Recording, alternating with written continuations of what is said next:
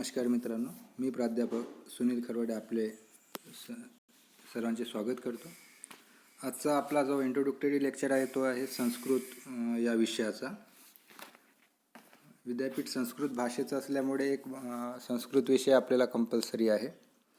याच्यापूर्वी 2 विषय होते, पण या नवीन बॅचपासून एकच विषय जो आहे अनिवार्य तो कंपल्सरी आहे. याच्यामध्ये काय काय भाग आहे बघा. आता आपल्याला यावेळी एक पुस्तिका लागली आहे सिलेबसला. त्या पुस्तिकेचं नाव आहे संस्कृत वाग्विलास. हे पुस्तक आहे. त्यातला प्रथम मुद्रा जे आहे ते फर्स्ट सेमिस्टरला लागलेला आहे. त्याच्यामध्ये काय आहे त्या इंडेक्समध्ये आपण बघू. परीक्षेचं स्वरूप आहे पुढे पाहणार. हा बघा, आता याच्यामध्ये अनुक्रमानिक आहे. एकूण 15 पार्ट आहे. प्रथम पार्टमध्ये सुभाषित माला आहे. सुभाषित माला म्हणजे श्लोक राहतात. सुभाषित म्हणजे ज्याला आपण सुविचार म्हणतो बघा, कोटेशन म्हणतो इंग्लिशमध्ये, ते हे सुविचार दिले आहेत. ज्याला व्हॅल्यू पण म्हणू शकतो आपण, मूल्यवर्धक राहतात ते. तसं सुभाषित माला जी आहे ती एक आहे. त्याच्यानंतर मग लेसन आहेत. मूर्खानाम उपदेश न कर्तव्य, म्हणजे मूर्खाला उपदेश करून काही फायदा नाही असं तो आशयाचा आहे. नंतर जो आहे लेसन आहे लोभ नाशस्य कारण, म्हणजे लोभ काय आहे, विनाशास कारणीभूत आहे. स्तुतिप्रिय काक म्हणजे कावडा, स्तुतिपर किंवा स्तुतिप्रिय जो आहे तो कावडा, काक म्हणजे कावडा. असे एकूण आपल्याला 15 जे आहेत ते लेक्चर आहे. म्हणजे पांथ वृक्ष संवाद, पुनत्व मूषक भव, घंटानादस्य राक्षसस्य कथा, म्हणजे एवढी काय झाले आहेत, कथा लावल्या आहेत, स्टोरी आहे आपल्याला. परत मग सुभाषित माला 2 आहे. नंतर परत म्हणजे 2 ठिकाणी सुभाषित माला आहे. जर क्वेश्चन पेपर कसा राहतो ते आपण चर्चा करणार आहोत. नंतर तुम्हाला पुढचा टप्पा जो आहे तो आपला क्वेश्चन पेपरच्या अनुषंगाने राहणार आहे. नंतरचा लेसन जे आहे कृषीवल्लस्य पुत्रस्य कथा, म्हणजे एक शेतकऱ्याच्या मुलाची कथा असते ते. मनोरथ व्यवहार ज्ञान शून्यानाम पंडितानाम कथा, ठीक आहे. भगीरथाच्या प्रयत्न, दुष्यंतस्य पुत्रदशम, दुष्यंतावर आहे दर्शनम. ते दुष्यंतस्य पुत्रदर्शनम ही कथा अभिज्ञान शाकुंतलमधून घेतली असावी, नावावरून तर एक अंदाज येत आहे. विषमा दैवगती तस्मात युद्धस्व कोणतेय, ठीक आहे. आता या सगळ्या काय झाल्या, कथा लावल्या आहेत. यातल्या बऱ्याचशा ज्या कथा आहेत त्या पंचतंत्र, या म्हणजे पंडित विष्णू शर्माने जो पंचतंत्र ग्रंथ लिहिला आहे त्या ग्रंथातील आहे. आणि सुभाषित माला तर सगळी सार असतो, असं काही ठरलेलं एखादं पुस्तक नाही सुभाषित मालेसाठी. जिथून जिथून चांगले कोटेशन मिळेल, सुविचार मिळेल, त्यांचा काय संग्रह आहे, कॉलेजसारखा आहे, तर तो आहे. आणि परिशिष्ट 1 परिशिष्ट 2 मग ते पुढे ते, ठीक आहे. आपल्याला इथं 15 लेक्चरपर्यंत आपल्याला या सेमिस्टरला 1 बाय 1 पाहायचं आहे. आता तुम्हा सर्वांना हा विषय नवीन आहे. म्हणजे जवळपास 99% मुलं ही जी आहे संस्कृतसाठी अपरिचित आहे. त्यामुळे घाबरून जाण्यासारखं नाही काही यात.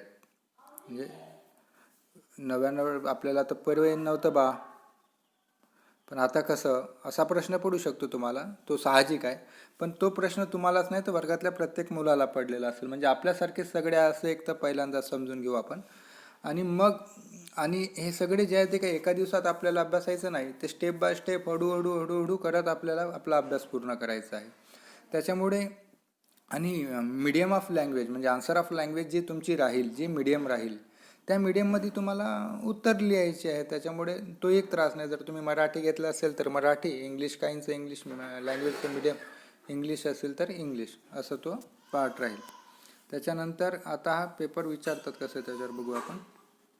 हा क्वेश्चन पॅटर्न दिला आहे यांनी विद्यापीठाने. BA civil service course first, Sanskrit compulsory आणि सेमिस्टर फर्स्ट. त्यात दिला आहे त्यांनी सेममध्ये 60 मार्कचा पेपर आहे आपला, संस्कृत वाग्विलास.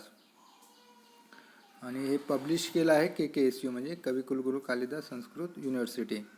आता पेपर पॅटर्न बघा. ट्रान्सलेशन ऑफ एनी 2 वर्सेस म्हणजे श्लोक आउट ऑफ 4.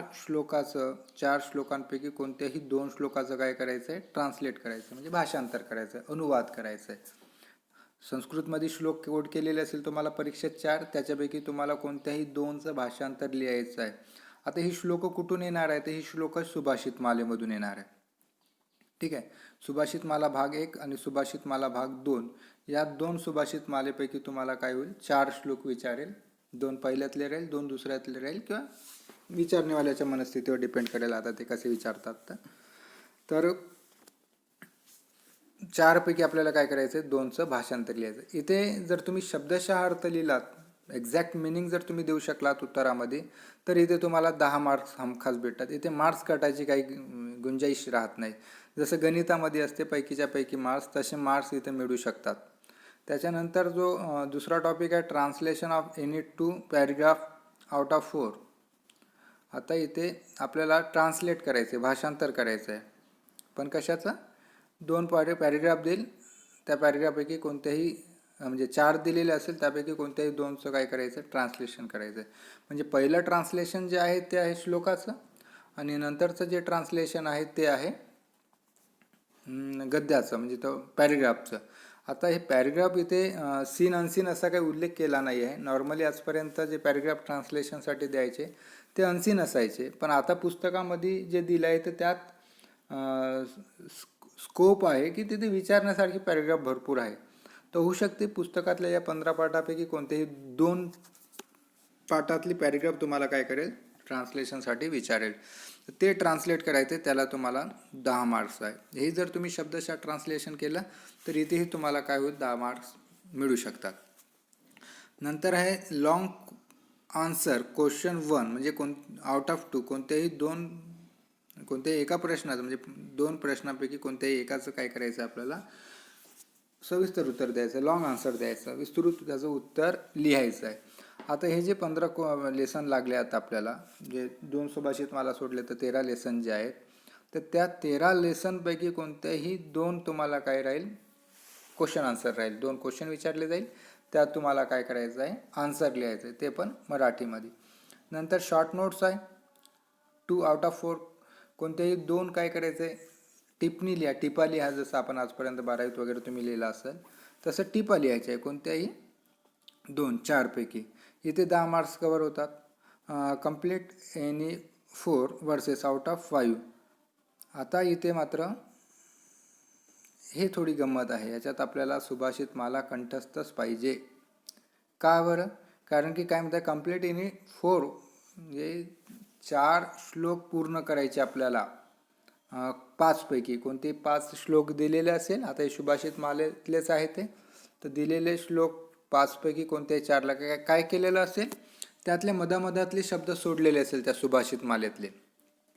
मग आपलं कर्तव्य बनते की ते श्लोकातले जे काही शब्द सुटले आहेत तेच फक्त तिथे काय करायचे? कोड करायचे, परत लिहायचे, शब्द पूर्ण श्लोक जसंच्या तसं लिहायचा. 2.5 मार्काला एक असे हे 10 मार्क्स. आणि डू ॲज डायरेक्टेड.